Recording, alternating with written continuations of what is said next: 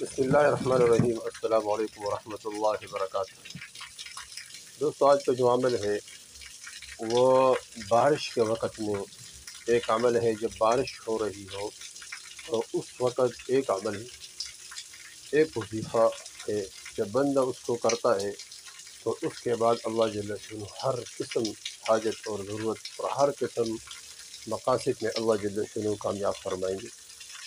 جیسے کہ کچھ اوقات ایسے ہیں کہ اس وقت میں بندے جو بھی دعا مانگتے ہیں اللہ جل شانہ قبول فرماتے ہیں۔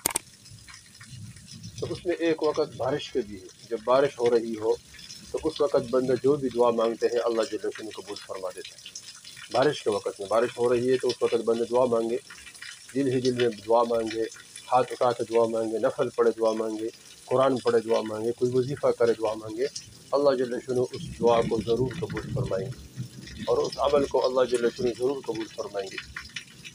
اسی طرح بارش کے وقت دعا قبول ہوتی ہے۔ اور اسی طرح جب بندہ رات کو اٹھتا ہے تہجد کے وقت، تو تہجد کے وقت اللہ جل شانہ دعا کو قبول فرما دیتا ہے۔ تہجد کے وقت میں اللہ جل شانہ خود فرماتے، کوئی ہے مانگنے والا کہ میں اس کو دوں، کوئی رزق مانگنے والا، کوئی پریشانی کو دور کرنے والا، کوئی مصیبت کو دور کرنے والا، کوئی پریشان حال ہو جو مجھ سے اپنے پریشانی میرے سامنے رکھ کے میں اس کی پریشانی کو دور کر لوں۔ اللہ جل شانہ خود فرماتے، کوئی ہے جو مجھ سے مانگے، کوئی ہے جو مجھ سے مانگے، کوئی ہے جو مجھ سے مانگے۔ تو اللہ جل شانہ تہجد کے وقت میں دعا قبول فرما دیتے ہیں۔ جب بندہ تہجد پڑھتا ہے تو تہجد کے وقت میں نفل پڑھتا ہے، اس طرح قرآن پڑھتا ہے، دعا مانگتا ہے تو اللہ جل شانہ اس وقت ہر قسم کے دعا قبول فرمائیں گے۔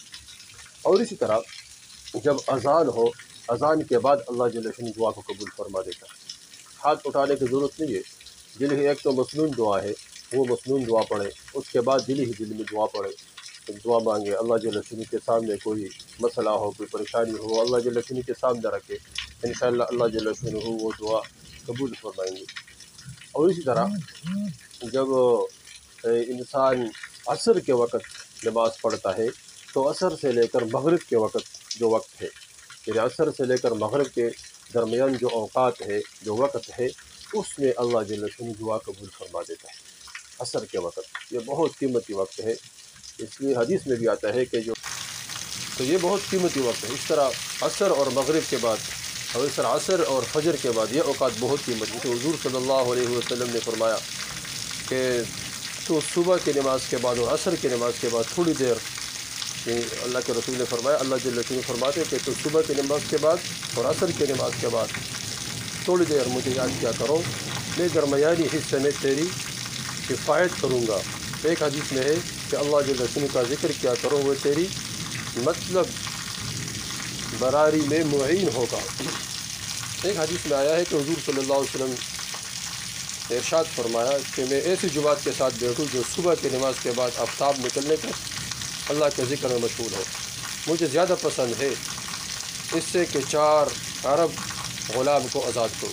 اس طرح فرمایا ایسی جماعت کے ساتھ بیٹھوں تو عصر کی نماز کے بعد غروب تک اللہ کے ذکر میں مشغول رہے، یہ زیادہ پسند ہے کہ 4 عرب غلام آزاد کروں۔ اس طرح ایک حدیث میں ہے کہ جو صبح کے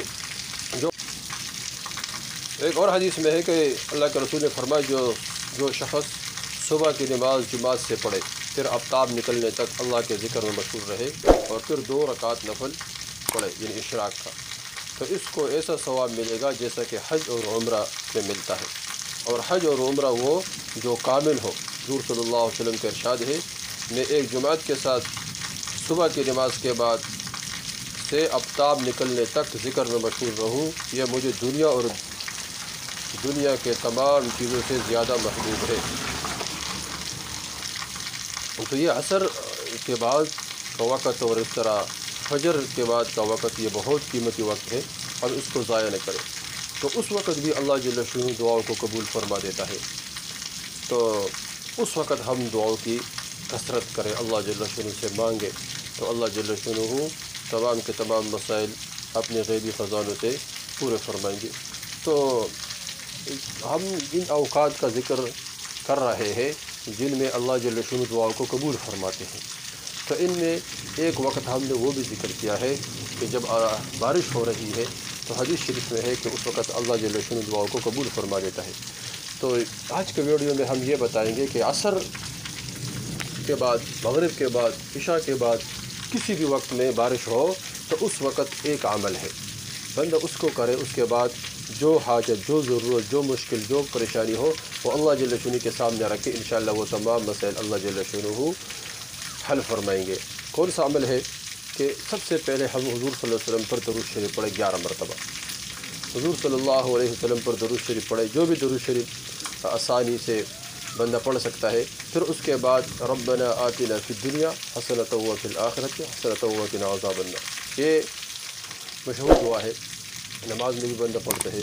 اس دعا کو ہم پڑھے 40 مرتبہ، 40 مرتبہ اس دعا کو پڑھے، پھر آخر میں درود شریف پڑھے 11 مرتبہ، یعنی شروع میں درود شریف اور آخر میں 11 مرتبہ درود شریف پڑھے۔ اپنی ضرورت اللہ کے سامنے رکھ، انشاءاللہ تمام مسائل اللہ حل فرمائیں گے۔